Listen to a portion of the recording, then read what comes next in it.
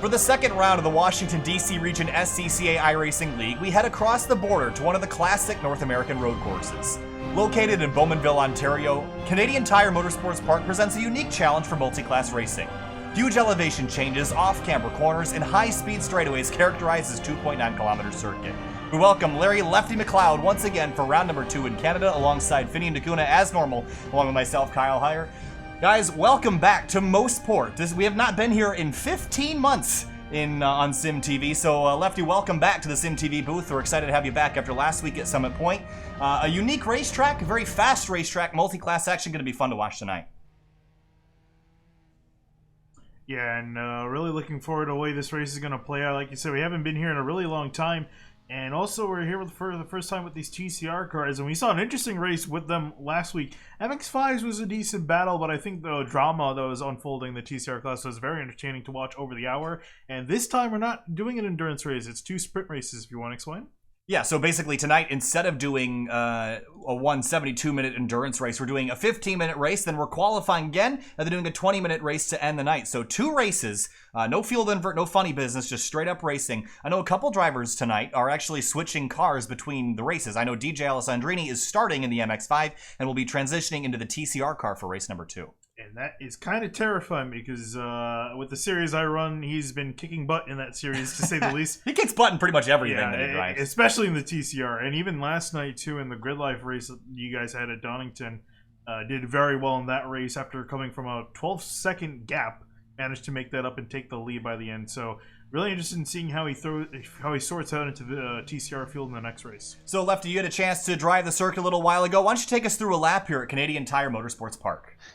Sure, that'll be great. So this a lot of elevation change of this track. Kind of starts out with corner 1 coming around the wall as you head down the short straight. The elevation takes off when you get to corner 2. It's kind of a double apex. It's a long, drawn-out corner, and it just seems to go on forever. But that off camber and that downhill will catch a lot of drivers off, especially on the first cold tire lap. Then you go through corner 3, and again, then the track continues further downhill through corner 4 into what's known as Moss Corner, which is kind of a double apex, kind of a squared off corner, but it's probably the most critical corner on the entire track because it leads you down this extremely long straightaway known as the Mario Andretti Straight. That straightaway is where we're going to see all the passing, all the drafting. Getting an advantage on that straightaway is going to be huge to get a clean exit of 5B to get down there and try and set someone up for a pass as you get up into corner 8, a large, fast right-hander leading you finally in through the S's, corner 9 and corner 10. And again, as you've come up the hill of the back straight through these S's, and they just get tighter and tighter as you go through 8 and 9 and 10 and across that start-finish to start another one. Tough place to pass, a lot of elevation change, fairly technical place, but it's going to be a lot of fun to watch. Absolutely, and these TCR cars right at home in a high downforce environment, Finian, they got a lot of aero built on them, but compared to the MX-5, these things kind of drive like boats around here. Last week at Summit Point, we saw the class interaction get a little bit messy at times because the corner speeds were so similar. I think tonight we'll probably see a bit more of a class difference. Right now, lap time separated by about 7 to 8 seconds between the two classes. Yeah, and again, that's not surprising. Again, like you said, they have a lot more downforce to work with, and especially and do drive like a bull a little bit, but they definitely can use that downforce with the better tires once they get warmed up, and I think that's going to be a really critical thing. We saw a big thing last week at Summit Point getting heat in these tires. These guys are not only going to have to just heat up the tires once, they have to do it in both races, have to do it twice. And through some of these corners, especially turn 2 and Moss Corner, it can be very treacherous. Yeah, so Larry, last week we had a 72-minute race. This week it's a 15 and a 20-minute race. No pit stops required in any of these. How does that change the aggression at the start of these events tonight? It's definitely going to change things quite a bit because last week, we had talked to DJ at the end, and he actually had to kind of time his pit around when he could do with the fast repair on the car. So early in the race, if he had an issue, he knew he could get to that fast repair and then get back out on the track with a clean car. Well, now you don't want to pull off for any reason at all, but you only have that 15-minute window, and in this track you're talking about maybe 10 laps or so. It is really a sprint. You've got to be clean, but you can't lose ground on the first lap. You've just kind of got to stay with them and hopefully maintain that pace with the drivers down that straightaway, because if not, you're going to get separated from the pack. So it's a very different feel from last week with the long duration and the endurance format to coming here to this sprint. This sprint's just going to be a little bit more intense, a little bit more of every mistake is going to cost you even more because there's just no time to make it up. Yeah, so Calvin Wong there getting very close to making a mistake, and I'm telling you, turn 2. I've gone off there when I've been trying to do the cameras around here. I was doing an installation lap, and the second lap I went way too hard in the corner, just drifted just a little bit offline, hit some of the grass, went flying off into a barrier, and I'm telling you, it's going to be really hard to save these cars once you get into the grass. MX-5 is not much of a concern, but definitely these guys, it's a big concern. Yeah, again, the tire model difference, at least in the sim between these two cars, new tire model V7 on the TCR, V6 on the MX-5, drives very differently. Cold tires, again, will be an issue. Lefty, also the class structure this week, a lot more even between the two. We have 13 TCRs and 14 MX-5s. Is that going to make the lives for these drivers a little bit easier or harder, do you think, working through traffic? Well, I think the issue we had last week is because the duration of the race, you had those fast TCR cars start quickly catching the backs of even the leaders and lapping the leaders of the Miatas.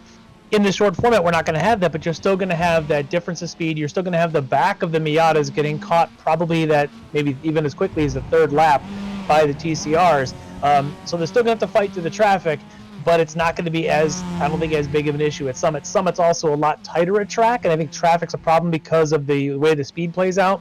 This place here at Mosport, there's one tight corner, the rest are all very fast. The TCRs are going to make their way fairly quickly and then blast down to the next corner and not have to worry too much about getting stuck behind a Miata. Yeah, and I actually was just running some quick calculations. I honestly don't think, maybe in the first, probably in the second race, that they might not even catch the MX-5 leaders, because by my estimates, they'll catch them in about 10 laps, 10, 11 laps, depending on how much the separation is at the start. So, yeah, I think you're right. Yeah, I think you're right. I thought they won't really catch them. Maybe it'll take 20 minutes or so. But the back markers of the Miatas are going to get caught early on by the TCRs, and it's always interesting. I just don't think it's as a big of an issue here as it was at Summit. Absolutely, and again, the longer lap is going to help with that. But also, the higher speed differential, though, will be a consideration if there's a big pack of MX-5s. The TCRs are going to close very quickly on them, especially down the straightaways. The MX-5s topping out around 120 miles an hour in full draft. The TCRs closer to 145 in a draft there, Finian. So about a 20-30 mile an hour difference at the top end. Ken Alcil and DJ Alessandrini, at least for race 1, will get to relinquish their battle from last week. I mean, DJ's been practicing all week in different cars. He's going to run the TCR race later. Finian, can he learn anything from the MX-5 to translate to the TCR later, or are they entirely separate machines? I mean, honestly, I have to say they're a little too different in some ways. I guess, again, you can get used to kind of breaking points and I guess what advantages you can get on the track. But other than that, you know, you're looking at a front-wheel drive versus a rear-wheel drive car, and again, dealing with the tire heating up with the TCRs is going to be a big difference. I don't think there's a much carryover, but I guess I'm not the best person to ask on that. I guess you probably would have to ask DJ after. So qualifying coming to a close, checkered flag waving, 2 minutes left for drivers to finish up their laps. Take a look at your provisional lineup on the left-hand side of the screen. Daniel Richardson in number 15. He's been quick all week practicing in that TCR Audi RS3 with a 125.934, his best time. DJ Alessandrini currently on provisional pole for the MX-5 category, a 132.964 as we prepare for our 15-minute race number 1 here in just a minute. Ooh, and it goes off the grass. And almost hits the barrier there. We'll continue on. He's going to invalidate his lap. Not like he needs it on the lap, though. He's currently sitting on pole. Yep. A couple other drivers that have joined this series this week. Lex Kurchek in the number 67, as well as David Grant in the 13. Both in the MX-5 category, new to the series this week. So we'll see how they do getting tossed into the Hornet's nest here on lap number 1. I'm excited for race 1 in particular because it's only 50 minutes. The aggression level will be pretty high. And I think we're going to see the most mistakes in race number 1. So I think our running order, you can probably chuck these guys in a coffee can and shake them up and see who comes out as your winner here. Yeah, we saw in the last week, you know, with the endurance format with a longer race, 72 minutes. If you made a mistake early on, you were able to come back if you had some decent pace. Here, if you make a mistake, it's going to be much harder to rebound from it, depending on how bad it is. Yeah, and that's a short format. It's going to be really hard to make up for a mistake because you only have less than 10 laps to really get it done. 35 seconds left in qualifying and no changes of position for now. Calvin Wong in the number 100 is going to qualify 11th in class. Paul Darling in second in the 155, sneaking in there. He's been on par with Hausil and Alessandrini in the past. We'll see if he can take it and make it a 3-car fight this time through William Teller, the number 10, sneaking into fourth. 3/10 off of class leader DJ Alessandrini. Qualifying complete. Daniel Richardson on pole for TCR. Alessandrini on pole for MX5. We're going to rack him up and stack him up for the start of the race here in just a moment. And pace lap going to be an extremely important time for the TCR cars in particular to warm up their tires. Lefty, you had an opportunity to test out the TCR. What was your experience with the cold tires here versus at Summit Point last week? Yeah, what I found was, they definitely are slow out the bat. The biggest issue is probably going to be in two different spots. That turn two, that off-camber long left-hander. If the rear tires aren't warm and they're not careful on entry, the car will get really oversteering and it'll just want to slide right off the track. The other spot, especially again on lap one, cold tires, probably the worst one is going to be the Moss corner. You're plummeting down a hill. It quickly makes a bit of an incline at the end of the braking, but it's a blind double right.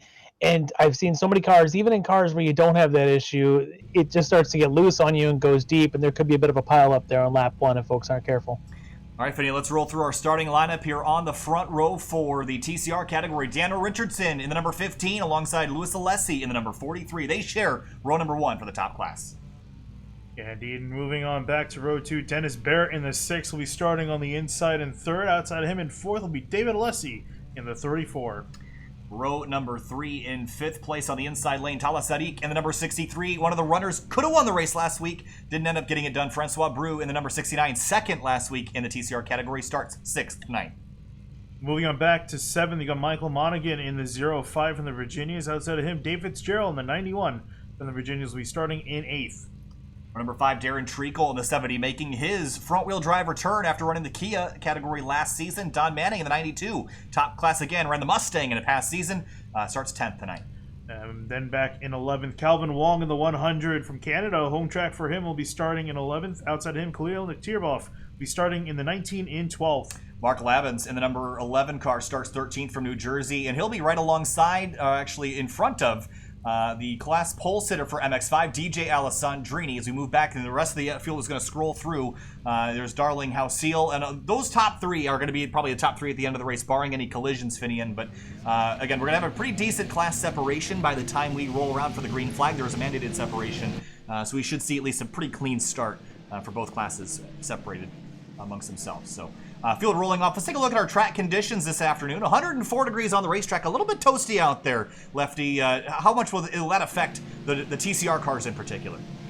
I think in a short race, not much of an issue. In a long race, it would probably start to really degrade the tires a little bit and start to make it a little bit on the greasy side. If anything, it might help them warm up a little bit, having the warmer temps, a little bit of sunshine, the Canadian sunshine here in November shining down on the track. But I do like those conditions way better than probably the real track is right now. Yeah, I was going to say, I think, like Lefty said, I think it's really going to be helpful for some of these guys getting the tires warmed up with these hot temps. So I guess they'll have something to enjoy out of that. And you see there's the MX5 field coming down the hill, already growing their gap so that they'll have a nice clean start no matter what happens. 2 cars did not take the grid. Khalil Tirboff and Mark Labens did not join the grid. They'll be starting from pit road if they start at all for race number 1. But Daniel Richardson is 15. He's been quick all week. Dennis Barrett has been quick as well, but David Alessi was our winner from Summit Point last week, round number 1. He starts 5th, so he's got a lot of competition this week as well. He also won it partially on strategy last week, something that the short races will not necessarily allow him to do. So it's got to all out beat your opponents this week. No funny business. Yeah, it's going to be a matter of pure pace for a lot of these drivers, and again, just not making a mistake. We saw a lot of them in the last race, so it's going to be key. Again, that was kind of a good learning round for a lot of these drivers, able to make mistakes and I guess recover from them. But here, no mistakes, otherwise you're going to lose a ton of spots. I'm watching them on the warm-up lap. I'm not seeing a lot of back and forth, not a lot of, the typical tire warming on this out lap in these TCR cars. I don't know if they just don't think they have a way to get them in the rear tires by doing that.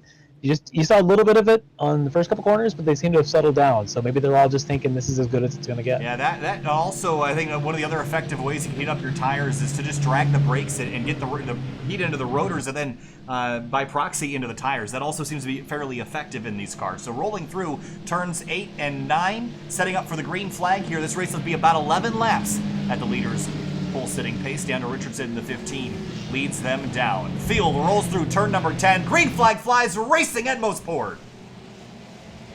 Great jump by Richardson right there at the bat, not to take any chances. Once that pace car pulled in, he was going to be alone going through one.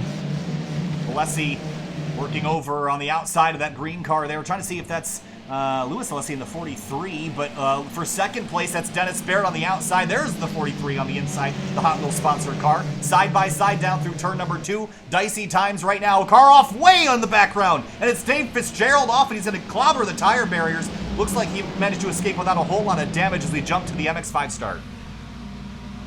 Well, up front, Dennis Barrett did a really good job. Was trying to stay alongside Louis Alessi. He was able to get inside of him, so now he's running up in second. The MX-5s, a lot of these guys, someone over the curb down in turn 1 trying to get some spots. You can see these guys be a lot more aggressive than the TCRs. They have to be conservative as they still get heat in their tires. Here you see Paul Darling over the back of Ken Alseal. Alessandrini, though, leading the way. Whoa, car off the background, and it's going to be it's a purple machine. Three different cars off the track. The 8 of Francois Flipsky. Yeah. The purple machine, I think, got back on course. That was Charles Boley in the 25. He went for a wild ride, but got it collected. Let's go back to 7th in TCR. Monaghan side by side with Darren Treacle as they head up towards turn 8.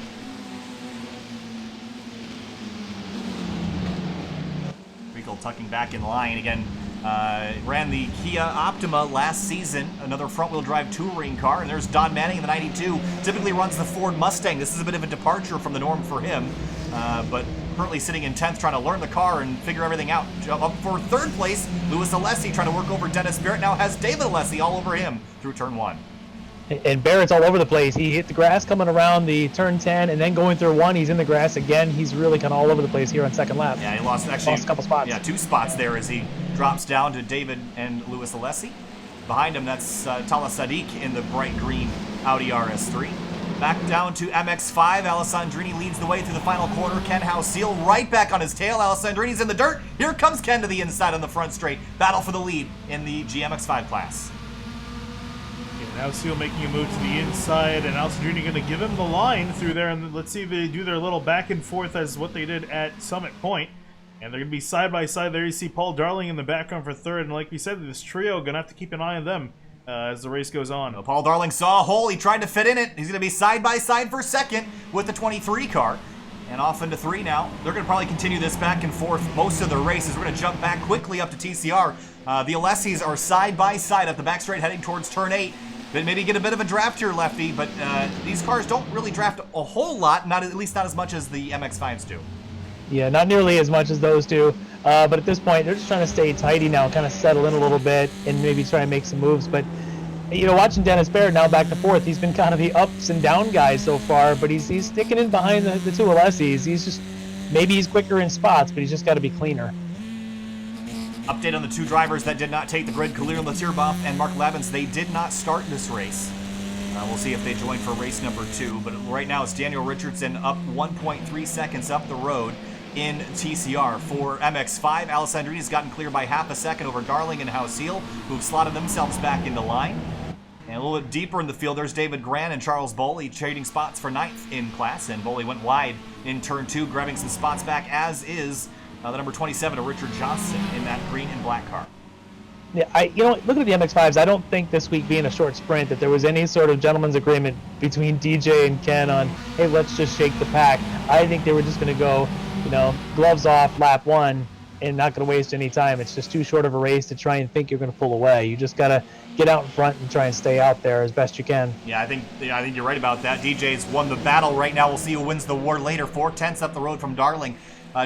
Change for position for 5th place. Darren Treacle has stolen it from Sadiq down in Moss Corner, and Sadiq's going to head to the outside, heading up towards turn 8, Finian. Turn 8 is an interesting corner because you want to hug the inside, but if you're good and smart about it, you can work that outside lane. Yeah, you definitely work that outside lane and set it up for this corner, turn 9 coming up here. This is very much a rhythm section at the last part of the lap, and you really want to set it up properly. And notably, too, these guys have lost quite a bit of time to the rest of the top 4 in TCR. The leader is a good 4 seconds up the road from this little group. Yeah, but was that Treacle and Sadiq though? Yes. I think of the 2 in that battle right now, and it's a little bit like last week where Sadiq just sort of kept going and kind of maintained his pace and just stayed safe. But I don't think he's going to have that this week. I think up front, being a shorter race, just less chances someone's going to throw their own race away. You've got to be quick, and right now Richardson, Alessi, and Barrett are just pulling away. Paul Darling has caught DJ Alessandrini once again, and you mentioned earlier, Lefty, no gentleman's agreement today. Ken Houseel right in this group, this trio. We figured they'd be together, and they are. 9 minutes left in this race, and Ken Houseel is all over the front, too, as they battle for the lead in GMX5. They're clicking along pretty good laps. These are 133s, and even Ken did a 132.9. You know, they're not losing pace. You can see that's where they're starting to pull away. So even though they're dicing and dodging and kind of passing each other, they do get away without changing their pace, so they're able to separate from the rest of the pack. Was going to go jump back to see what happened to David Atkinson as he has returned to pit lane with some crash damage, but battle for the lead in TCR. Louis Alessi closing in on Daniel Richardson in the 15. He's bringing brother David Alessi with him. I think his brother or father-son. I can't remember what the combination is, but the two Alessis nose to tail with Daniel Richardson with 9 minutes left, and they're putting some pressure on this 15. And I was watching them from the start of this race, and I noticed that they're gaining quite a bit of time on Richardson. I thought Richardson might have been able to drive away from everyone else as they were busy battling for second place, but they got themselves sorted out in line and caught up to the 15. And now he's starting to attack by not one but two cars. Yeah, Benjamin Edmiston in the number 68 car is crashed. We're going to quickly go back and take a look at what happened to him. Yeah, he was running in 4th in class. This is heading down into Moss Corner, already loose off the course and slid up, and big driver's side impact into the tire barrier. That'll be it for the 68 for this race. Into Moss Corner, though, leaders for TCR, nose to tail, and who can be later on the brakes? The ABS helpful here to prevent yourself from locking up, but Lefty, the gravity assist kind of helps out too, because that goes pretty steeply uphill into Moss Corner. Yeah, it helps a little bit if you try to brake too late, though. That's where the danger comes in, because it flattens out between the two apexes, and if you don't get all your braking done, you go and chuck that car in, it's going to slide right off the outside of the track. The whole key to that corner is getting the exit, getting the last exit's apex so you can be on the throttle, use that apron on the exit, and get the long run down as you're seeing down the Andretti straight. If you mess up entry and now you can't make that exit, you are probably going to lose a second or maybe 2 seconds down the straightaway. It's just too long, too much time to give up. DJ Alessandrini has slipped to third. Paul Darling and Ken Houseel have wrestled the lead away from him in GMX5, and you see Darling run a little bit wide, almost gathers the edge of the racetrack there, and that's turn 3, and there's not a whole lot of curb to catch you there, Finian. There is some right at the very exit, but if you run a little bit wide and you hit that grass, especially with the left rear tire in particular, you can go find yourself in a big spin. Yeah, especially considering how much these guys are pushing. A lot of these corners are high downforce corners, so it's going to put a lot of load on the car. Yeah, when you're, going so far off track, if you just clip the tires just a little bit and you have so much input into the wheel, you can easily spin out. So, big need for these guys. But battle again for 5th place between Sadiq and Treacle. Treacle is going to nose ahead of the 63 for now, but Sadiq pulls an over-under on the exit of turn 3 as they head towards the downhill in turn 4 and towards Moss Corner. Again, trying to outbrake each other. This is such a dangerous spot to try doing that with such a short braking zone, but you can see up the road, the top 4, you can throw a blanket over them right now. But this is the part of the sprint races where you start thinking about positioning for the last straightaway as the leaders are catching the backs of the Miatas now. But you really got to start about positioning for the last lap, as we've only got about a couple minutes left here in the session. Yeah. You really got to start thinking about that. 6 minutes and 30 seconds left in the race as they start working through GMX5 traffic. The first 4 are going to get around without much issue. Dennis Barrett has to go the long way around through turn number 8. Whoa! Daniel Richardson, big jump, and he drills the tire barrier out of the lead, and just like that, in the blink of an eye, it's gone. Yeah, he was trying to avoid that Mazda that's coming through now. There's a Mazda essentially parked on the apex. I think he thought he could try to avoid cutting the corner. Here's a look. It just sent him over the curves, unfortunately. Yeah. It was the 13 of David Gran. And Daniel Richardson had to take evasive action through here, and the only way he could do it was by jumping a foot-tall curb. That's unfortunate, because he had gotten through the early part of that traffic so much better than the rest of them, and they actually had a pretty good gap going. That's just an unfortunate way to end that race. It's just a poor situation there. Nothing really he could have done. Oh. Yeah. He could have tried to go to the outside, but I think the result would have been almost the same. So Daniel Richardson will not finish this race. Battle back to the lead in TCR, though. Louis Alessi, David Alessi, nose to tail, still working through some traffic. That's the 24 car of Thomas Lead. He's got 2 hungry front-wheel drive touring cars behind him, and actually at a third as Dennis Barrett is now in this fight. Dennis just staying in range. He's not necessarily as fast consistently, but he's just staying within shot and waiting for one of the Alessis to screw up, maybe pounce a little bit. See how they make it their way through the traffic here as they're catching the Miatas down the back straight. Now 3 wide, it's a 67 of Lex Kurchek and William Teller that are going a lap down to those leaders now. And Dennis Barrett slides on through as well. Less than 5 minutes to go, and the TCR category has been kind of wild to watch. GMX5 has really been just Hausiel, Alessandrini, and Darling trading spots back and forth. And look at Ken on the outside, heading down through Clayton Corner, turn number 2, and DJ working the inside. He's going to snipe the lead back away as they head to 3. Not quite done yet. Now Hausiel's going to get the better line going to the next turn, so switch back yet again. Hausiel will hold the lead. Yeah, there's really 2 grooves coming down that turn, too, if you can make it stick. You know, the fast one's obviously the inside, but if you can just balance the car and you get good car control, you can hold the outside line for position to hopefully set you up on the next one going inside. But at this point, all 3 of these drivers with, about maybe 3 laps to go are really thinking about where are they at this point on the last lap, because this is the point you want to be not in first. You probably want to be in second, maybe even third to get the double drafting and pass. So they're thinking about that already. In the meantime, it looks like David Alessi has slipped. He's dropped to 3rd place, 3 seconds back from the leaders. Louis Alessi has taken over the lead, 1.2 second gap as DJ goes to the outside of Hausiel on the back straightaway as they head up towards turn number 8. And Paul Darling sits in line. Which way do you go here, Finian? There's not really any preferred line on the back straight. When you get to turn 8, though, there definitely is. He had a great draft, but nowhere to go. Yeah, I was going to say, and you can't make it through either that complex, otherwise you're all getting wrecked out. And here comes Ken Hausiel trying to set up a switch back to the outside, and Alessandrini going to throw a block.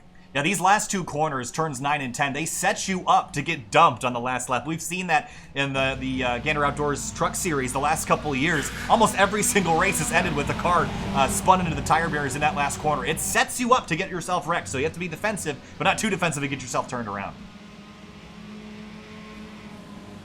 It's just watching Hausiel and DJ, just their car control in tight quarters. There's a lot of drivers that just don't have that skill to stay within a tenth, to be on someone's bumper and maintain that speed. These guys just do it so well. You can see the 23 driving in a full-out slide through turn 3 there, Finian. But again, I think the winner obviously is going to come between these 3. But if these guys make a mistake, which is unlikely, but it's possible, Josh Kaiba now sitting in 4th in number 97. He's got a nice little battle with Sylvester Stafford and Daniel Richardson coming back up through the field. This is for an overall position here. And spot has been traded. Don't look now, though. I know we only have 2.5 minutes left, but Louis Alessi, as the leaders work their way through this lap traffic, Dennis Barrett has closed in, was a 10th quicker last time by, and has closed the TCR lead down to 9/10 of a second. Yeah, and even to David Alessi, he's lurking back there in 3rd. His mistake, he's brought that gap down from 3 to 2 seconds. He's running out of laps here. He's only going to have 2 laps to go, estimated, when we get back to the line. Yeah, Dennis definitely got a good run on this lap coming out of the Moss corners. He's picked up a couple of tenths here just on this straightaway. Hausiel and Alessandrini still door-to-door through 9 and 10. DJ's got drivers right, maybe a little bit of contact there between the fenders, and they will also, I believe, have 2 laps to go. Now the question is, will the TCR leaders get back to them and before the checkered flag falls?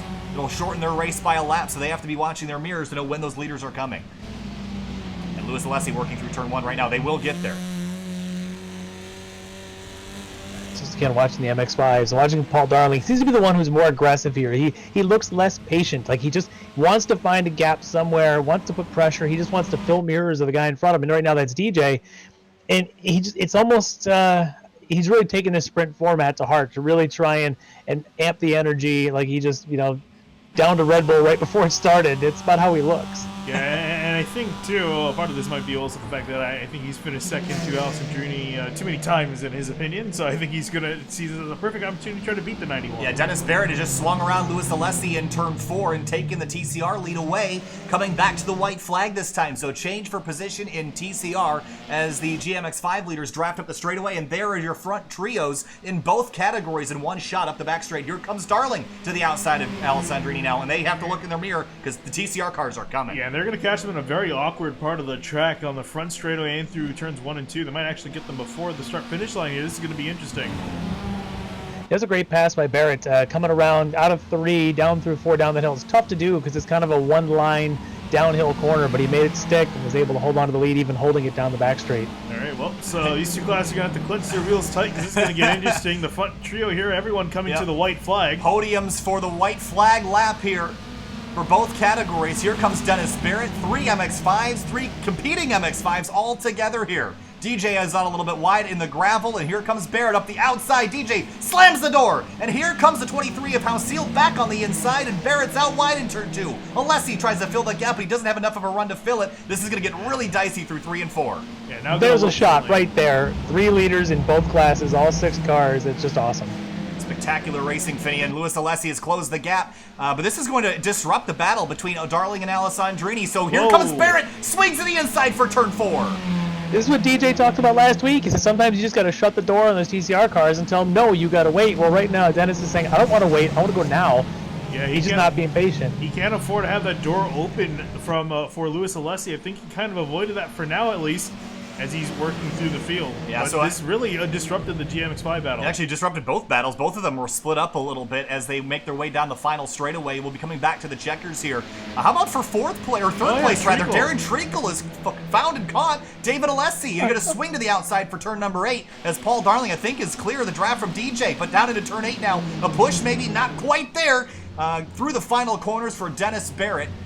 A pass for the lead with 2 laps to go is going to get it done. Louis Alessi not close enough. Dennis Barrett rounds turn 10. He'll pick up a race 1 victory. And behind him in GMX5 there is Paul Darling, and withstands the fight from DJ Alessandrini through all the chaos, and he'll win in GMX5. Michael Monaghan crashed on the back straightaway. And we'll go back and take a look at this replay real quick.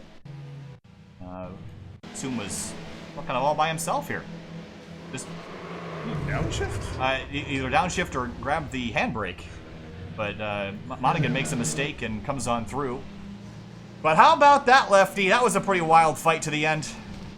Well, we didn't think in the 15-minute race that the leaders of TCR would catch the leaders in the MX-5s, and they did, which means we're going to see this again in the next race. But talk about exciting, seeing the very last lap, all front 3 of both classes mixing it up going into Moss Corner. It was almost like just throw them all in, shake them up, and see who comes out, and it was Dennis and Paul. Yeah, I didn't think they would have caught them, but the leaders left, I think, a 30-40 second gap at the start, which really helped them get back to the GMX5 lead. So, yeah, that made for a hell of a race at the end. I don't think the GMX5 guys would be too incredibly happy with that. They lost their shot on the last lap trying to make a pass. Yeah, you saw DJ make it real hard on Dennis Barrett, swinging over to the right before turn 2, but that's what you have to do sometimes is the slower class. You're entitled to the corner, and it's the faster classes responsibility to make the pass clean. So DJ helped out Dennis a little bit and said, you know what, we're going to just not let you do this. We're going to teach you how to do this right now. And he came over to cover, and Dennis was able to still pull off the victory. I think DJ probably lost an opportunity to win the race through all that, but aggressive, incredible racing. We're going to talk to your winners here in just a moment. We're going to jump to break real quick. We'll be right back with Dennis Barrett and Paul Darling. Stay with us.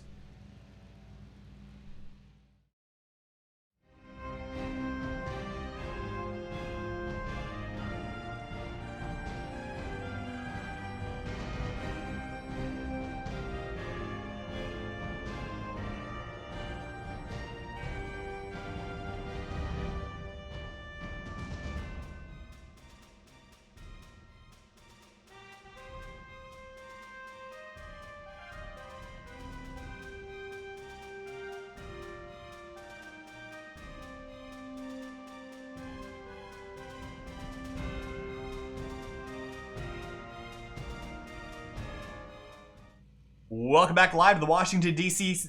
Region SCCA iRacing League. We're here now with TCR category winner Dennis Barrett. Lefty, take it away. Hey, Dennis, congratulations on the win. That was nothing short of exciting. Thanks. It was definitely a lot of fun, especially playing in that traffic. Yeah, so early on, you had a couple of issues. I saw you kind of going wide, little dirt, using the exits to their extremes. You got it all gathered up. You kept moving up a little bit, letting other folks make the mistakes. But talk me through the last lap. When you're in the lead, coming up on those MX-5 leaders, what's your thought on trying to make your way through?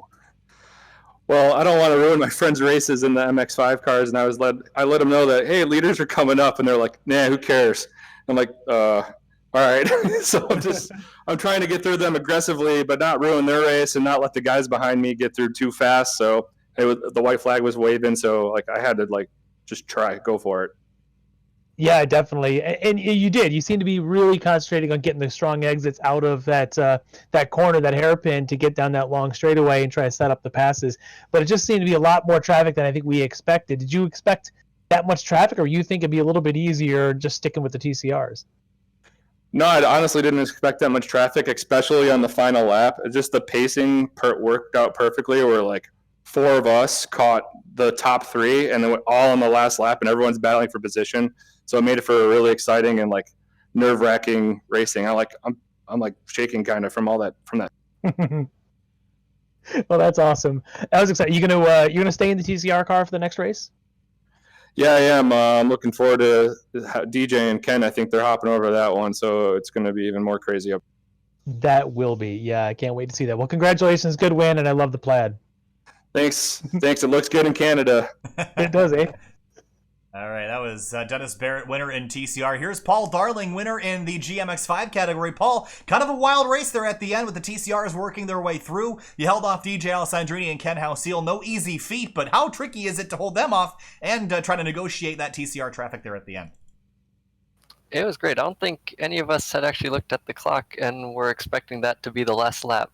We were definitely not expecting the TCR field to be that bunched up together. It was just a crazy constant stream down the back straight. For race number 2, it's going to be a little bit longer. Does that change your strategy at all? Are you going to be a little bit less aggressive at the start of the race and just get in line, or are you planning on just trying to blow everybody out of the water and take off early? I think if the top 3 can break away again, we're probably gonna keep dicing like we did in race 1 the whole. Did you learn anything from the TCR traffic negotiating through you in race 1 that you can apply to race number 2, or do you think each situation is kind of unique and you're going to have to figure it out again for race 2? I think that just comes down to who's done more multi-class. You just have to build up that experience. You can definitely learn from each individual one, though.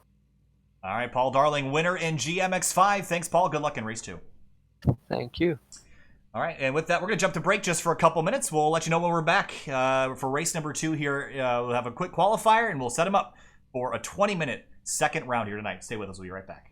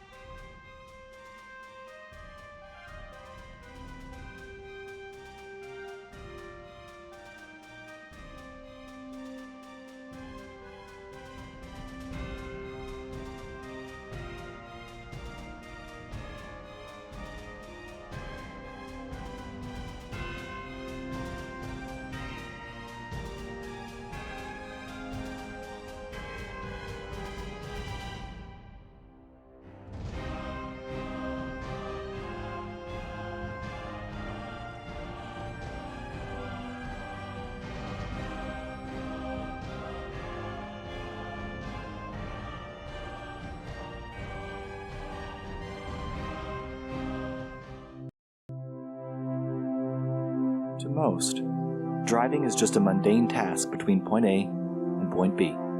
Nothing more. It's the frustration of traffic at 8 a.m. The feeling of sickness on a long ride. The car? Just a tool. It's supposed to be practical, reliable, and fast. But the speed is really the reason cars exist. Born out of a necessity to make that A to B trip just a little bit faster. Some have a deeper connection with cars. Found somewhere in the bond of man and machine, a desire to be part of something bigger than yourself. It's the extension of mind and body to something more exciting than just another appliance. And these people never cared about practicality or reliability. To them, the only thing that matters is speed. We're born with a competitive nature, part of a biological necessity that has not yet worn off with time. People have raced for thousands of years, and that competition has transcended history and found its way to the industrial age.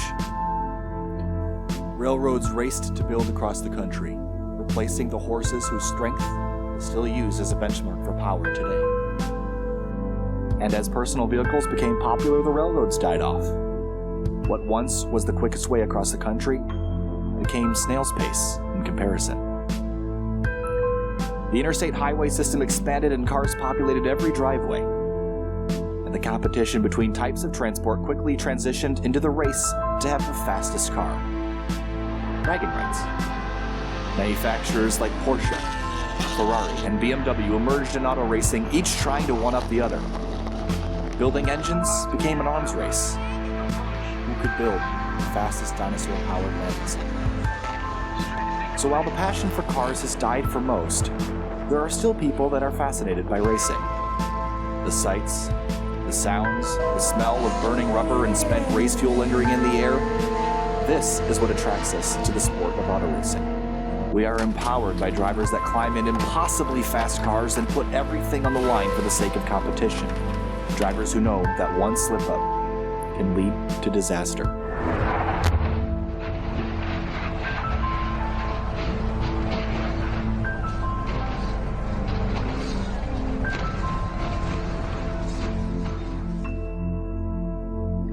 And for the longest time, wishing to be a race car driver was just a childhood dream. All we could ever be was a spectator. Opportunities? Limited and expensive. Reserved only for the who's who of the racing world.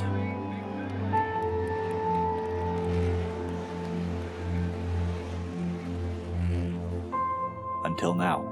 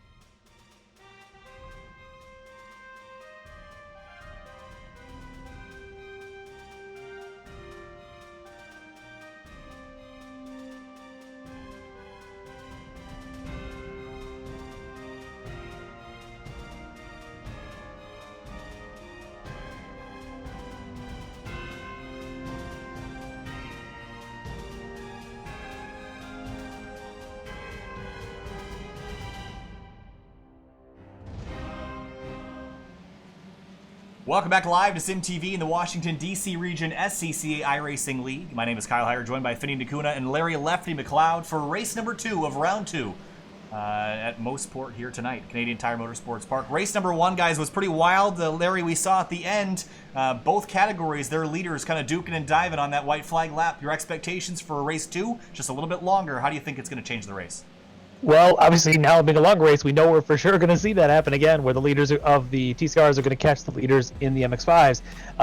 They'll do it probably about 3/4 of the way through the race. What'll be interesting is now with having DJ and Ken Halseal moving over to the TCRs, as they were 2 out of the 3 fast ones, the MX-5s, they're really going to shake up the power balance between these classes, is leaving a bit of a void in the MX-5s and now stepping probably near the top of the TCRs. You can see right now DJ just set top time at a 25.6.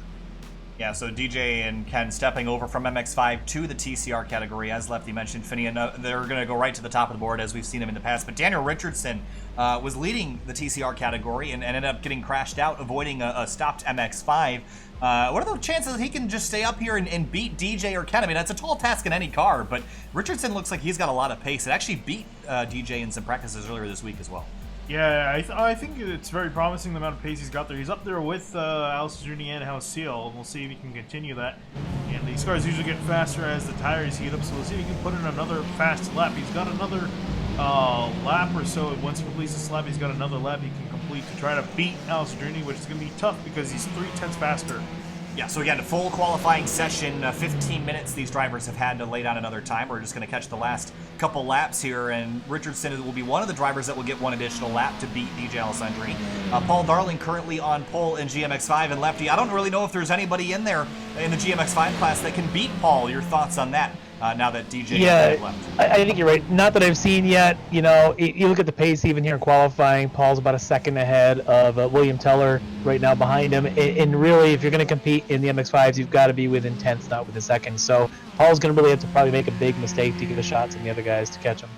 Finney, and Darren Treacle really surprised us at the end. Almost got a podium in race number 1 again. Ran the Kia Optima last season, another front-wheel drive touring car. I think this is going to be his bread and butter. He's looking really solid and currently only 7th in qualifying, but his race pace has been really good. Yeah, I was going to say he got pretty lucky, too, with the end of that last race with the MX-5s holding up the TCR cars. He was able to swoop in along with Khalid Sadiq and trying to gain a few spots at the end. Wasn't able to, but got really close to it. And David Alessi was our winner from last week at Summit Point, our first round. Was up inside the podium, but didn't really ever have a chance to win the thing, Lefty. So what are David's chances that he could go up there and steal a victory? I know that this is probably the strongest race that we've had in terms of the TCR class. So you think that's going to be a good thing for Alessi, or you think that's going to put him down the order even more? You know, sometimes you got competition, you do bring your A game. He's going to have to bring his A+ game in this field. He may be good, he maybe have some pace there, but, you throw DJ in here with Richardson and Halseal coming over, it's going to be tough for David. But these kind of races, there's such a wild card of randomness of where do you catch a bump, where do you catch a lap car. Somebody could easily go off and change the entire outlook of this race, and if you're sitting in the right place, right time, race might come to you, and that's all you got to do. And sometimes the longer the race gets, the more likely it is that something could just come to you the longer you stay clean. If that's his MO, then he's got at least a shot of being on the podium.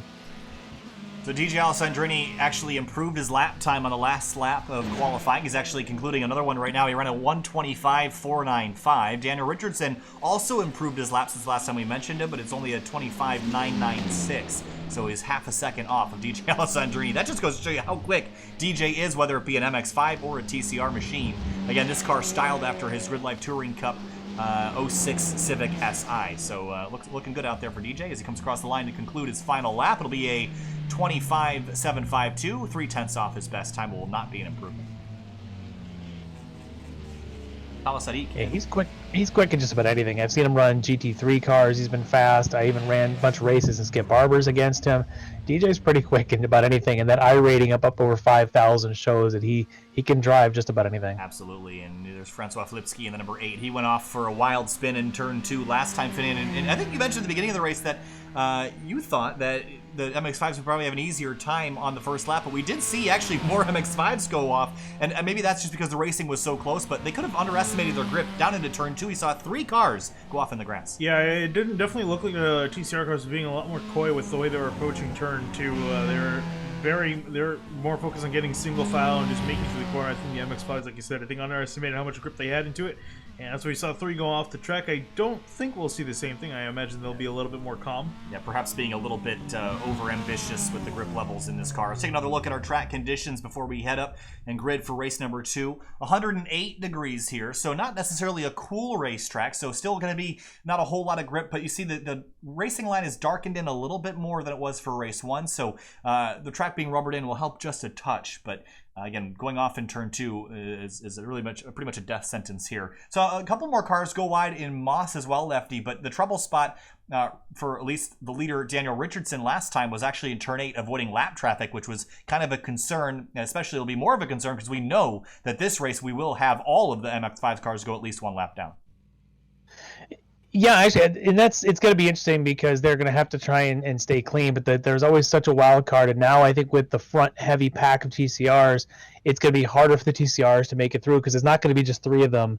There's going to be probably 6 of them fighting for this. As you talk about the Alessis, Sadiq and Richardson and DJ and Hasil, they're going to have to find their way through these MX-5s, and it's not going to be easy for them trying to stay with that tight pack. But the other thing to note here is, with Hasil and Alessandrini leaving the MX-5s, there's a void there for somebody to jump up and try and catch a podium in that class. And you look at 2nd through about 8th, and they're all in the 134s. The driver that stays clean could end up on a podium there. Absolutely. So field gridding up, ready to go racing for the 2nd time tonight. 20 minutes, a couple minutes longer than race number 1. It'll be about 14 laps from start to finish as the TCR cars take the grid. Now we'll let the starting lineup just scroll along the bottom of your screen. But of course, DJ Alessandrini from Ohio in that 191 will be your pole sitter in that category. A couple other TCR cars we didn't really talk a whole lot about. Thomas Lee in the 17 joining us back this season, as well as Richard Johnston in the 18. Benjamin Edmondson, his race ended early down to the bottom of Moss corner there, Finian, but had a lot of pace earlier as well. So he qualified up into 3rd in GMX5. So good effort for the 68. All right, so field about ready to roll off here for 1 pace lap. And Lefty, last time you noticed that the TCR cars didn't do a whole lot of tire warming, and it really didn't seem to make a difference. We didn't really see anybody crash on the opening lap in TCR. So I think we've learned that you don't really need to weave around a whole lot to get those tires heated. Maybe you don't. I'm interested to see if Ken or DJ. DJ seems to be the one who's the most intense in these moments to really make sure the car is in perfect condition. So if he's not weaving, then the car doesn't need it. Yeah, no, I can kind of say from experience as I see Dave Fitzgerald, he's saying otherwise he's going to do a little bit of weaving. But yeah, honestly, it really, you might think it might do something. It really doesn't. If anything, I guess it would be more from just accelerating and braking. I think that's really the best way to get heat in your tires, regardless of what car. You're not even just in these things. Yeah, actually, I'm watching off the nose of Ken Houseal's car. What I did see DJ doing, at least for the first couple corners, see him still doing it, is accelerating and braking, which is what I mentioned earlier. Using the brakes and dragging the brake and slamming the brake in this car is actually more effective at heating up the tires than weaving. You see, that's what DJ's doing here. Really, the trouble is getting the heat into the rear brakes, or the rear tires, I mean. The fronts, you're going to scrub those off pretty easily on the warm-up lap, but the rears, they don't do a whole lot in this car, other than get dragged around and do a little bit of the braking. So the rears are the tricky part to get warmed up. So another... DJ's right on the tail of that pace car, too. Hit the pace car? He almost did. All right, so field rolling down through Moss Corner now. And another pretty even class split. I think we're down 1 car from race number 1. I think it was an MX-5 that has not shown. Another driver that we didn't mention a whole lot of in race 1 was Sylvester Stafford. Starts 4th for race number 2 in GMX5. So another good starting spot for a driver we haven't mentioned a whole lot tonight. Yeah, it's really interesting to see how the GMX5 field turns out, because obviously with Houseal and Alessandrini leaving, or just with race 1 winner in that class, just Paul Darling left. We'll see if he can break away from the rest of the pack, or if the rest of the pack's going to catch up to him, or how that's going to play out, because we definitely know he's got the pace. Yeah, one more thing to note before we go green here is Dennis Barrett, a little trouble in qualifying there. He's a couple seconds off the pace, never got a race 1 winner of TCR is back in, what is he, about 10th? 10th or 12th, yeah, something like that. In the back row of this group, so he's going to have to really work through the traffic to try and stay up near the front on this, coming off the win. A little trouble there in that second qualifying. Got a lot of work to do for the 24 of Dennis Barrett, rolling through turns 9 and 10. coming to the green flag. 20 minutes up on the board. Green flag flies, and DJ Alessandrini launches hard in his number 191, pulls even with Daniel Richardson. But look at Daniel Richardson on the outside on the front row, is going to beat DJ down into turn 1, and DJ tries to hold the inside line neck and neck through turns 1 and 2. Daniel got a great jump in the first race, you know, almost right behind the pace car, and this time he again gets that great jump. He's really trying to hold DJ behind him, but DJ's going to try and use that outside groove down turn 2. And you see Richardson on the inside lane trying to get a one-up on Alessandrini, but also you're going to have the preferred lane in the next corner here, and even Seal going to try to stick his nose to the inside. Yes, that was a very opportunistic move by Richardson. Wasn't able to make it stick all the way through. Quickly jumping to GMX5 as they come through the starting positions. William Teller started second. He drops to fourth immediately through turn number 1, so lost a couple spots there. Francois Brou in the 69. He's gone around. Don Manning slow, so that was trouble for them in turn number 3 as the battle for the lead has changed hands. Ken Seal behind him. That's Darren Treacle up on 2 wheels over the curb at the bottom of Moss Corner. DJ had some trouble in the braking going into Moss Corner, and it really cost him as he went deep and up the inside. Seal took advantage of it, but DJ must have gotten a really good run as he's trying to get alongside him now. Yeah, side by side up towards the top of the hill and turn number 8, DJ and Ken. From battling in GMX5 to battling in TCR. Richardson back to third as these two go neck and neck into turn 8. Side by side again, they're working the 2-line track. Fitzgerald off in the dirt in turn 8. And look, the top 3, you can throw a blanket over him. Look at Richardson trying to be opportunistic to the inside of Seal. Not able to make that move stick, but he's there and trying to get a job done. And all over the back bumper of Alessandrini. We'll see how these guys, if they can split away from the rest of the pack, and even too, if Richardson joins them, I think if anyone can stick with these guys, it is Richardson as he throws up the inside of Oh no! Contact! And can't save it as they slide off the course, and Ken Seal goes way wide, and he'll stay out of the tires, but that was a chuck up the inside for the 15. It wasn't able to stick, and it took out the 23 of Seal. He drops back down to 10th in class. Oh, and Wong sideways out of turn 3. And it looks like will escape without a whole lot of damage. Yeah, all this on lap 2. We thought lap 1 would be a bit crazy, but it turns out lap 2 is where it all tends to go wrong. Al Sadiq up to third, Louis Alessi to second, David Alessi, Darren Treacle, your top 5. Seal's not out of this yet, though. He's 5 seconds back from the leader, but we've seen him do incredible things with his race car, so we'll see if he can gain any of that time back. Meanwhile, in GMX5, Josh Kaida now in the number 97. He's got Charles Boley all over him as they work their way through turn 3. From the looks of it, looks like the leaders have broken away. Darling's 1.2 seconds clear of Edmiston, and he's half a second clear of William Teller as these guys are fighting out. Lee going around the outside. Taking that spot away. And Hyde now a little bit wide in turn 5A, and then he'll run wide in 5B, but Sylvester Stafford struggled through the middle. He's going to get swamped on both sides by cars, and he'll lose 1, maybe 2, maybe 3 spots now. How about third place in TCR? David Alessi working over Tala Sadiq, and Darren Treacle's now in this fight. Yeah, I'm curious here if David Alessi could try to mount anything. I thought he would have been faster between himself and Louis Alessi in the 43, but it looks like Louis Alessi, the faster of the two, as David goes wide, and now here comes the 16. Oh, he's in the grass, and that's going to be a little bit of a ride, and it's going to take him back and maybe lose a position to Michael Monaghan here with a strong run on the outside into turn 4. Great run here so far, though, by Tala Sadiq, as he had moved up. Started in 7th, up running in 3rd right now. Again, as they say that, he goes off in Moss. Oh, there he goes. You see him there in turn 5B. He's going to get swarmed by a couple more cars, and one of the cars that's in that fight is Dennis Barrett. Maybe try to follow Ken Seal through, but that was a dramatic corner. We saw some bumper cars between Monaghan and Richards, or I think it was Richardson and David Alessi as well. But it's like Sadiq's gotten a lot of work cut out for him now. And Treacle now taking advantage of that, as he also started down at 8th. Now he's up into 3rd spot. And Darren Treacle has been impressing me so far tonight. See Michael Monaghan up to 4th as well. Another driver that ran the top class last season and looks to be another strong competitor this year as well. So he's got to hold off Richardson, Alessi, and Seal. That's a strong trio to hold off. You see them closing in behind. Alessi looks for a spot. Yeah, Alessi looks for a spot. Richardson going to slam the door shut on his attempt. And Richardson trying to get around Monaghan here. I think he's got the pace, just can't make the pass. But there you see Alessandrini coming on through. Then Louis Alessi, Darren Treacle. So quite a bit of separation for the top 3. Yeah, Monaghan out a little bit wide in turn 2, and Richardson's going to fill that hole and maybe roll the outside through turn 3. And Houseel just looks really aggressive. Like he knows that this race is going away from him quickly if he doesn't work through traffic. He's trying as he's up there on the inside, on the outside now, I guess, of Alessi. Now 2x2 down into Moss corner. This could get a little dicey. And Houseel late on the brakes, but David Alessi way later on the brakes, but he has to give all that time up in the exit of 5A. And look at the swarm of TCR machinery out of 5B. A lot of guys are chucking it into the corner there, and that's very dangerous.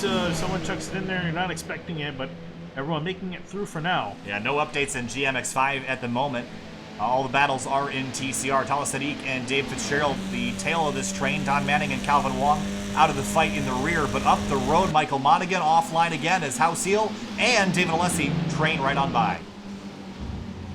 Well, Alessi's out pretty wide. Kept it on the black stuff, but has to go a little defensive for turn 9. Monaghan got moved there by... Oh, no! Whoa! Dave Fitzgerald and Dennis Barrett get together, as well as Tala Sadiq, and Sadiq spun around in turn 10. Curious who caused that. It might have been the 16, but that was a 3-car incident there coming out of the final corner. Yeah, here's another look from up above. All these cars just kind of converged. Monaghan was slow. That held up Barrett, and Fitzgerald's going to go right up the middle, and the 16 tried to swing back left. Didn't know that Fitzgerald had to leave Dennis Barrett some room, so they just all kind of converged there. Bad timing. But now they're all catching the backs of the MX-5s. As I'm watching the 13 spinning there through 3. David Grand spun around again. It's been a struggle for him tonight. And here comes DJ Alessandrini's already gone by. Is that main group you were just talking? They've gone by that lap MX-5 as well.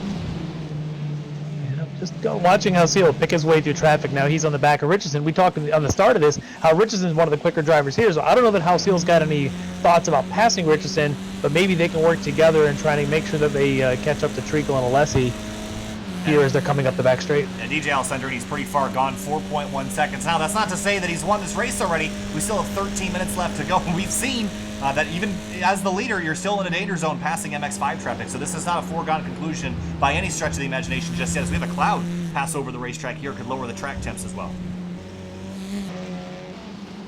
Yeah, now that these guys should have their tires for the temp, it'll definitely help them to get some cooler temps on the track. Make it a lot more grippy for these guys. And Dave Fitzgerald off in the dirt at the exit of 10, and Dennis Barrett's going to go on by. And these cars are relatively strong, so that bit of bumper cars they played in turn 10 really shouldn't affect them a whole lot. I know, I think Tala Sadiq, he looked like he was about to come to pit lane after that, but he did not go. And Fitzgerald... You know, over in the MX-5s, we got a great battle go right now for second between William Teller and Ben Edmiston. As Teller's got the advantage, but Edmondson seemed to be trying to set him up coming off of the Moss corner a little bit better, but they're within drafting range and they're not shaking one another. It's a pretty good battle here for the second and third spot on the podium. Yeah, actually, you go back even about a second beyond that. Sylvester Stafford and Josh Kaida now, they're actually side by side for third place right now. And we'll watch that battle as we also watch the second place one. You can see them all in the same shot. That's great as they are totally side by side through 8. Oh, you can do that there if you're careful. Wow. That looked dangerous from that angle. Yeah, it did. Got the job done and moved Sylvester Stafford up to 4th in class. And Kai now is not done yet. He got a great run out of 10. What will he do with it down into turn 1? He's going to stay in line, maybe set up Stafford for turn 2. Ooh, covers the block. It's a great thing about Mosport. It's a track where you can really run side by side quite a bit because a lot of these corners have got speed. There's only really the one hairpin. Everything else, you're carrying so much speed that it kind of makes it easy to stay side by side with someone that's just wide enough to have a good time and good racing. Yeah, spectacular side by side racing all over the racetrack. We're going to quickly jump back up to the second place battle as Edmiston tries to set up Teller down through Moss. And I want to ride on board with Edmiston here just to see if he's gaining on brakes or if he's gaining on corner exit. Looks like he's gaining a little bit on Moss entry 5A. But then 5B trying to set this up, and a much better 5B for Edmiston. But look at the drive that Teller gets on exit. Yeah, I was going to say, I think that's the thing too. Teller has gotten a much better drive off the corner, and again, when the draft is big here, he's definitely going to get a little bit of a toe. But with Teller getting a much better drive off, it's going to be harder for Edmiston to get that toe. Yeah, down into Moss. Here comes Daniel Richardson and Ken Houseel. Houseel putting a lot of pressure on this 15 for a podium spot. Right behind. Yeah, he seemed to be a little bit cleaner coming out of there, but they were just, of course, coming off of passing out of the Miata in the middle of them, so that makes it a little bit more challenging to try and make it through that. But that is the pinch point of this track. It's the one spot you really can't go side by side and come out of there cleanly, so you have to be patient if you're catching a lap traffic. But Halcyon right now, I don't know that he thinks he can pass. He might just think about bump drafting him here. Just no, as I say that, he dives to the inside. Down to the inside for turn 8. Late on the brakes. Nice clean pass for the 23 up to 3rd. It's going to be, I think, key for Halcyon if he can get past Lewis Alessi before they catch up to the meat of the MX-5 field. They're only about halfway through as it stands. There's Darren Treacle and David Alessi fighting for a top 5 spot. And David Alessi popping out of the mirror of the 70 and drives hard into turn 1, but not close enough to get that nose in that hole. That's quite a pack, though, isn't it? Right there between Richardson, Treacle, and Alessi. Yeah, great battle there. Sylvester Stafford and Josh Kai now right in front of TCR leader DJ Alessandrini. DJ cuts right through him. And DJ has extended his lead to 6.7 seconds. I know he got away a little bit early with some help from the drivers battling behind, but how about the pace he is setting right now? Yeah, look at his laps. He's just going to run low 26s and just keep going. He's run a high 25, but when he's got a clean track with warm tires, I've seen him click off 24s here in a TCR car. He's got pace. Dennis Barrett up into 8th, getting by Dave Fitzgerald. Fitzgerald ran a little bit wide on the exit of 5B, but now has had the toe up the long straightaway towards turn 8. But look at Barrett pulling away now.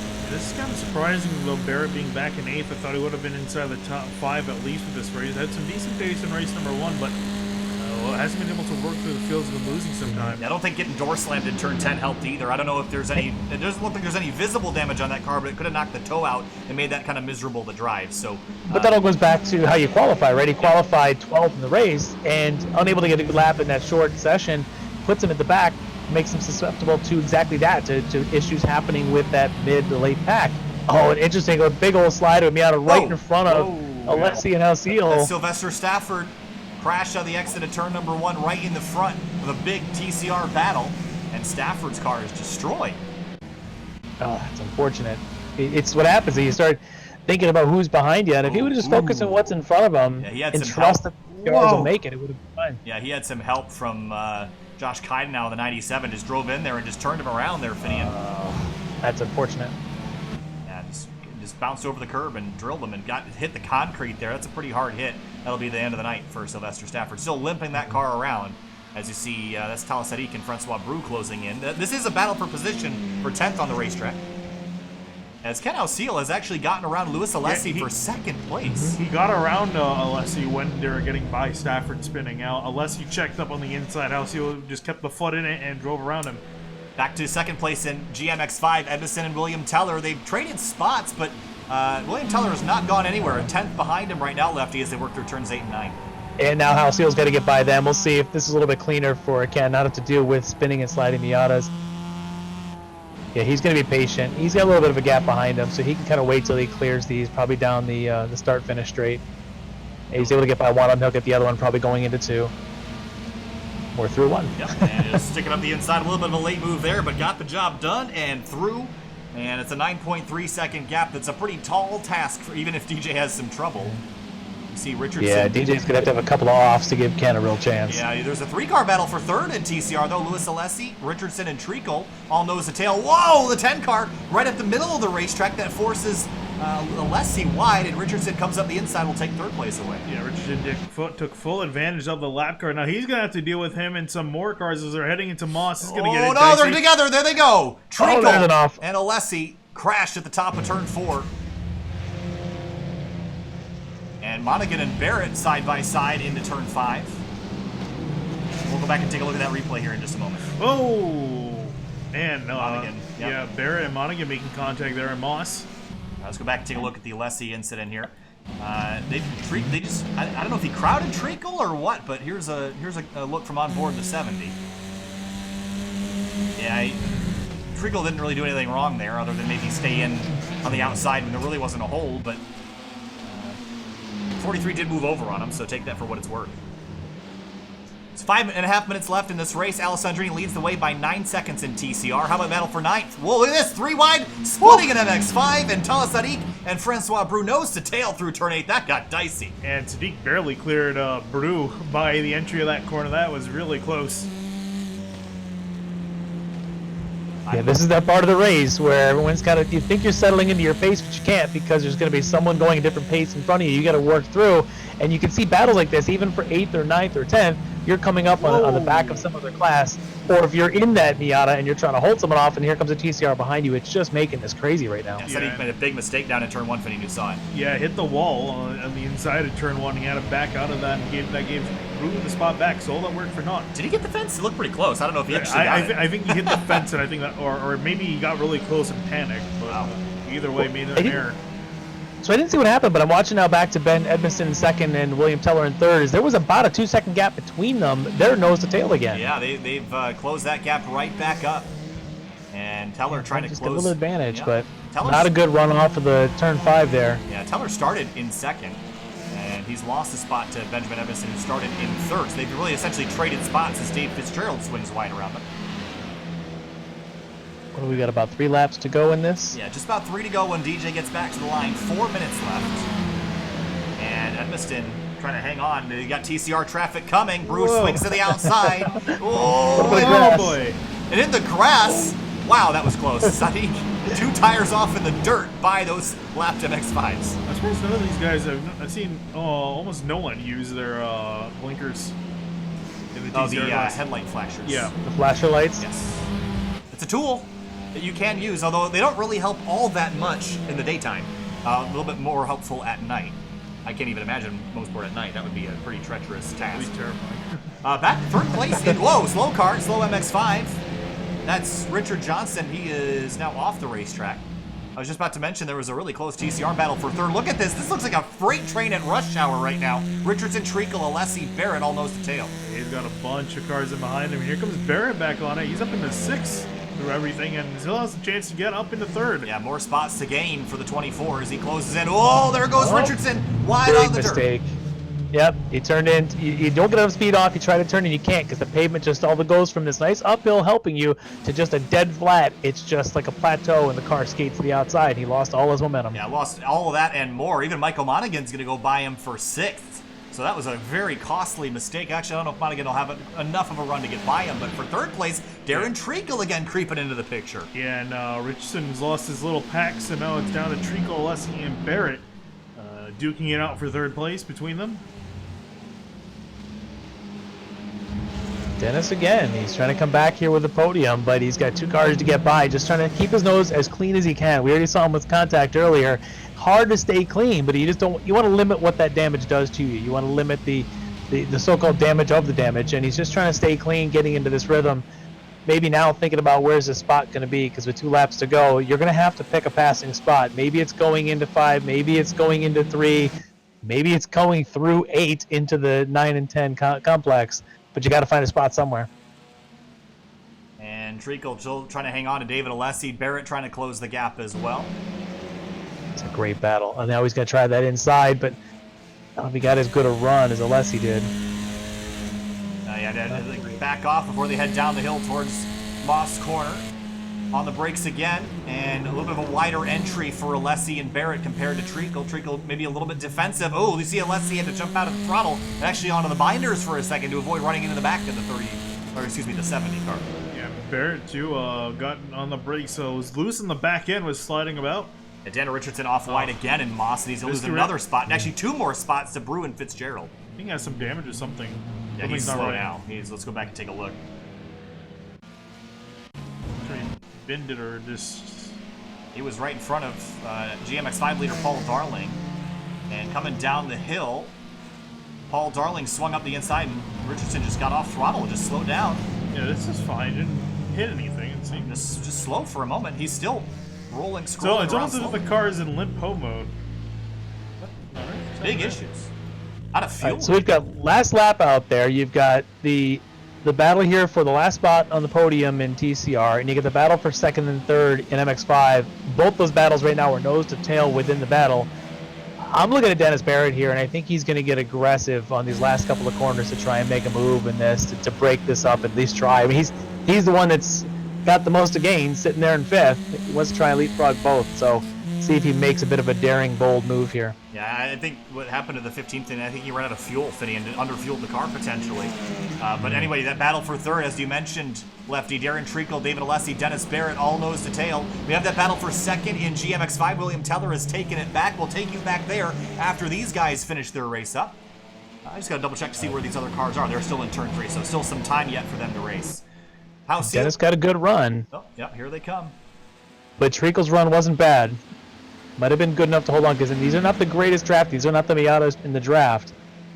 DJ Alessandrini comes on through, checkered flag for him. Meanwhile, for third, here comes David Alessi on the outside of Treacle in turn number 8. Barrett tries to size them up for the last corner pass. 2 more corners. Here they come, side by side, contact. Then Alessi sideways into the final corner. Here comes Barrett for fourth. He grabs the spot away, and Dennis Barrett and coming to the line, side by side, and he's gonna grab it by. No. Oh man, I think he got it. Did he get it? No, he didn't. 19,000. 19 thousandths of a second. No words for that one. That was pretty wild. What a finish. Back to second place in GMX5. Edmiston's pretty well clear of the 10 of William Teller by this point, I would think. Yeah, and Paul Darling's going to take the win again in the class. Yeah, easily that time. We didn't talk about him much, but didn't really need to. Yeah. And through Benjamin Edmiston, after a hard-fought battle with William Teller, he takes it away. And third place goes to the number 10. So Josh Kide now in the 97 comes on through for fourth. Charles Boley will be fifth. How about that battle for third, though? Look at them behind for that spot there. That's fifth in class. And a drag race to the line. Boley just beats him by a couple tenths of a second. Let's go back and watch that third fight in the last corner. Kind of ran out of words there watching him. That was incredible. Here's a look from up above. See, Barrett slides on through and just gets a spectacular run through the final corner and just drag race to the line, and there it is by just a fender and a half there. Yeah, he had the run. I was amazed that he even got that close to it. Oh yeah, there's the line. Oh yeah, I'm trying to remember which one is the start-finish line, because there's really 2 lines for scoring purposes there. But here's a look at your race results. Again, GMX5, really no competition there, as Paul Darling took home the victory, but DJ Alessandrini drove away from all the chaos behind for third place. Darren Treacle, Barrett, Alessi in that order. What a race for race number 2. It really was. In fact, I'm watching a bit of the replay again, kind of at some finite angles between Alessi, Barrett, and Treacle. It looked like a little bit of contact through 9 between David Alessi and Darren Treacle that may have kicked him a little bit sideways there for Alessi, allowing Barrett to get up inside. But did some good hard racing. Good hard racing for sure. A couple tough races. Tala Sadiq in the 16 had a couple opportunities to be top 3 tonight. Ended up making too many mistakes to be there. Louis Alessi, we documented his collision at the top of turn 4 with the 70 of Treacle. And again, Sylvester Stafford getting kind of turned around by the 97 of Josh Kide, now down in turn number 1. So there's your race results. We'll be back in just a moment with your race winners. Stick with us.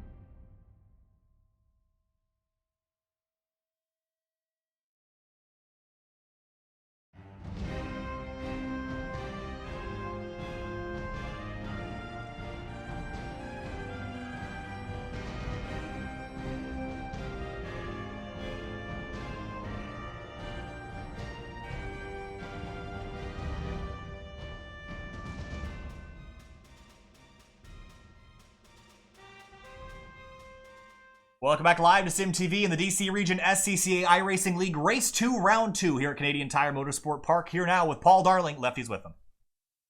Hey, Paul, congratulations on the sweep tonight here in the MX-5s. Thanks. Yeah, it's a pretty nice cruise tonight. Yeah, so the first race seemed to be quite exciting there between the three of you and taking the lead there at the end. The second race, though, you kind of had it from the start, but you still had to kind of worry about the traffic coming up behind you probably as much as anything. Talk a little bit through trying to not make the mistakes or interrupt those battles. Yeah, I knew I had the pace. Once with the traffic, it was just a matter of sticking to my line. There was no reason for me to be aggressive at all. So just trying not to get wrecked, essentially. Yeah, tough to do because the battles in the TCRs, we just watched a lot of them. You had groups of 5 and 6 cars essentially nose to tail like a train. If you're in, you just don't want to make the mistake because you know you're in a good position to win your race. But when that comes, are you going to give them the corner, let all 5 go by, or are you just going to say, no, guys, I got my own win that I'm working on. You have to work through me one by one. What was your strategy in that? In this scenario, since I had a comfortable gap, I did lift several times, but I know there was one spot I think I accidentally cut off Mike Monaghan, but I think that was the only one where I accidentally took someone's turn. Other than that, I was pretty much trying to lift, be out of the way. Yeah, it's a not a hard. I guess not the worst track for passing, but it certainly isn't the best either. So being safe rather than sorry and hanging on to the win. So congratulations, good win, get the double points tonight, and take the momentum into next week. Thank you very much, guys. Have a good night.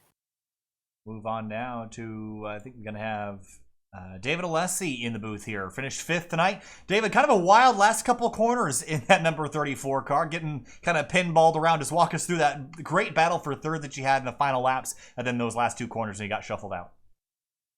Yeah, that was good between me, Darren, and Dennis. Got a little bit of a run on him in that last right-hander or second to last right-hander, and tried to make a move in the second to last turn, but he shut the door on me, made a good move, and it cost me another position. So that's racing. Coming off of the win last week and a 5th place this week, starting off the points on a good note here. Heading to the rest of the season, how confident are you that you'll be able to stay atop those point standings for the rest of the season? Yeah, we'll see. At Summit, I was really comfortable and obviously did real well. This track I wasn't as comfortable with and still kind of learning the car to an extent. So we'll just have to take it one track at a time and see how it goes. All right, David Alessi shuffled out into 5th at the end, but a strong run for the 34. David, thanks for talking. Or him. Moving on now to Ken Alseal. I think we'll give you this one as well, Lefty. Go take it away. All right. Hey, Ken, that was a little bit of a different type of excitement for that race, huh? Yeah, just a little bit. Daniel and I had some contact there, and I would call it a racing incident, but it is what it is. Both of us kind of got messed up, so oh well. But lots of fun to drive back through the field. But as it looked like, yeah, you were able to save the car, at least get back in. You came back in around about 8th spot or something like that. In fact, for a little bit there, you had Dennis, the race 1 winner, with you. As you're working through that traffic, either with Daniel or with Dennis, are you trying to stay with them a little bit to work through some traffic and then pick a spot to clear them and go? Or are you just, I'm just doing this on my own. I'm going to get by everybody as fast as I can? If they were trying to pass somebody and it made a gap, I would go for it. But otherwise, just try to drive. The TCRs are tanks, and I don't want to ruin somebody else's race trying to do something silly. So it is what it is. Just have fun and try to work through traffic. Hey, because you had a pretty exciting about 5-6 laps there of just, we weren't sure how far you'd be able to make it up, and you just kept your head down, looked like trying to hit your marks and stay precise. But then you also had to work not only through the TCR speed cars that are on your lap, you had to work through all the Miatas as well. And you know that those drivers aren't exactly at the experience level that you've got. What's your thought on trying to pick your way through a Miata that may or may not see you coming, or as in one time we saw spinning in front of you while you're trying to go around them? Yeah, that was really interesting. This track was very, very different than Summit Point.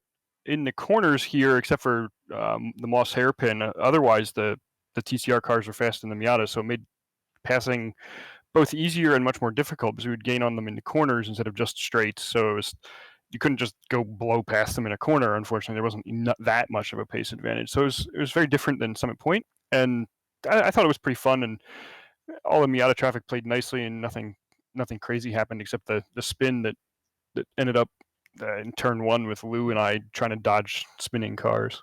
Yeah, that was actually the battle of fourth and fifth in the MX5s that one of the two of them spun off. And I just wonder if that less experience in those kind of drivers just weren't sure how. You said you were catching them not only the straightaways but also in the corners. If that kind of takes them by surprise and causes them to sort of abruptly say, "Oh no, I got a TCR behind me. I got to get out of the way." Yeah, I was really trying to just be patient and let people battle if they were battling, or try not to pass them in a corner and scare them really bad or anything. But it was there was a couple places where it was obvious they were just trying to let us go, and that was appreciated, but not. I would say not necessary. We had enough of a pace advantage, but it was fun. Yeah. Well, it's tough. Tough to do the switch tonight. It's a good job. Going to be coming home with a couple of podiums there, but good points, I guess, in both classes. Are you going to be doing this the rest of the year, jumping between the two?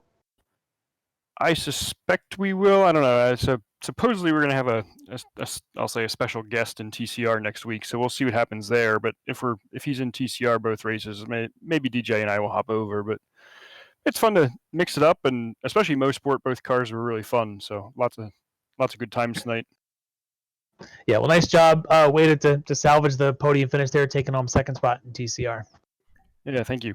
All right, moving on now to TCR winner DJ Alessandrini, the 191. DJ, that looked like a walk in the park for you, a win by 11.5 seconds up the road, but probably some tense moments still getting by some of the MX5 traffic. What was your experience tonight in race 1 in the MX5 and then in race number 2 in the TCR car? Yeah, the race almost ended on lap 1. My screen froze going into turn 5, and I'm just glad that all those guys avoided me. I still had feedback on the wheel and sound, but the screen just froze. And the little Oculus Rift hourglass that rotates when it's loading popped up in the middle of the screen, was rotating, and I'm yelling no. And luckily Ken figured out that meant that something was broken, because he dodged me for the most part. My screen came back right as Ken clipped me, and so I was able to gather up the car and check all my mirrors and make sure, figure out where everybody was. But yeah, it was a little bit of a tense moment. And then it was a shame that Daniel and Ken got together, because it was shaping up to look like a really fun, interesting race. So a really solid run for you this week as well as last. But we head to Lime Rock Park next week. That's going to be a really interesting mixed class situation. Really only one good passing opportunity there at the end of the front straightaway down into turn 1. How do you think the cars will race next week at a track that's so much smaller than this one? yeah, I'm not sure. I don't think I've ever done a mixed class race on that track before, so it's going to be real tough. The Miatas are pretty fast on that track too, so you might see some mingling with the faster Miatas and the slower TCR cars. So that will get real interesting. But yeah, it will definitely be tough, and managing just when to be aggressive on traffic and when to not be will definitely decide who wins that as far as the TCR group goes. All right, DJ Alessandrini, winner in TCR. Congrats, DJ. We'll see you next week. All right, thanks, guys. Absolutely. And Lefty, that was 2 wild races tonight, and we saw a lot of action in both sets of races. But we head to Lime Rock Park next week. Your thoughts on that little 1-mile bull ring of a road course? I think bull ring's a good way to put it. That place is tough to pass. It's easy to make mistakes. You drop a tire off. That it's got the elevation change. It's just a really tough driver's track that's tough to do any kind of passing. So you get a mixed class event there, and suddenly down that front straight, the TCRs are going to come roaring down, and they're going to be passing, but all of a sudden you're going to get into turn 1, and maybe the Miatas are just as fast, like DJ said. It's going to be a wild show.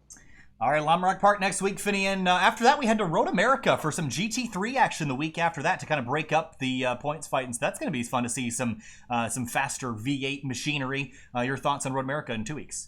It's going to be a really fun race to see these guys in much faster equipment, especially the Porsche 911 GT3 I forgot about that as well. Yeah, that's going to be its own class. So then obviously, of course, your standard GT3 machinery as well. It's going to be fun to see these guys in some faster mixed class action. All right, that's going to do it for us tonight. The Washington, D.C. region SCCA iRacing League round number 2 from Canadian Tire Motorsports Park. Congratulations to all the winners. We'll see you next week, 8:25 p.m. for Lime Rock Park. Thanks so much for watching. We'll see you next week.